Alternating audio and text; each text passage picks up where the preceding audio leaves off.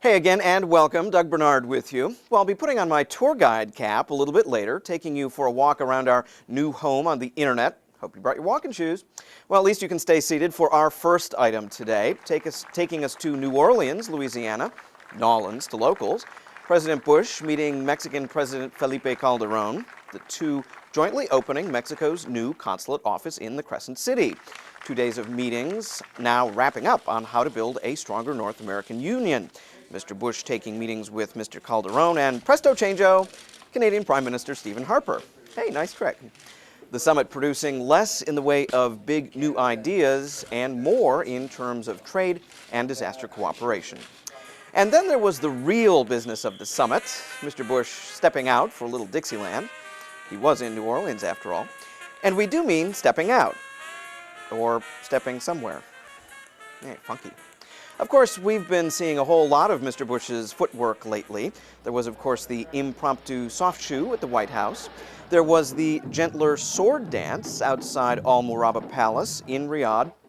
And perhaps most memorably, with the Kankuran West African Dance Company at the White House last year.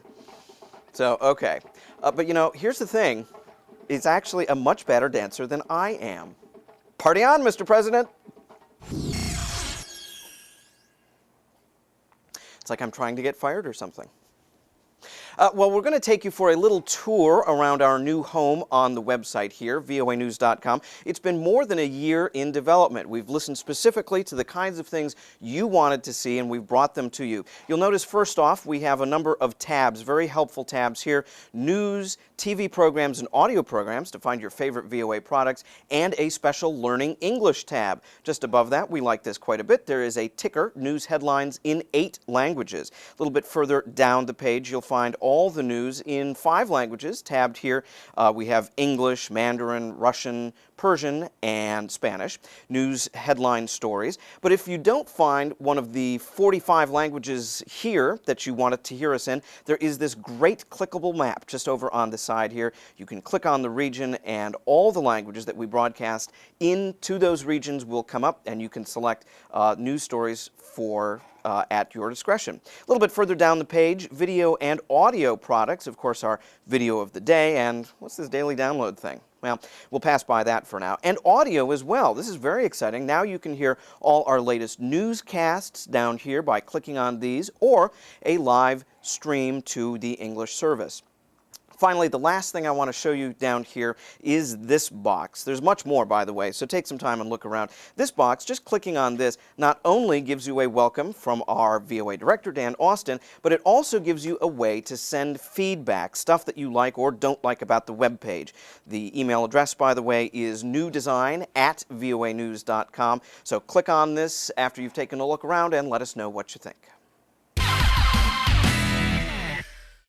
14 years ago, yours truly got stuck in an elevator in downtown Manhattan. No fan, no lights, 5 people where maybe 2 comfortably fit.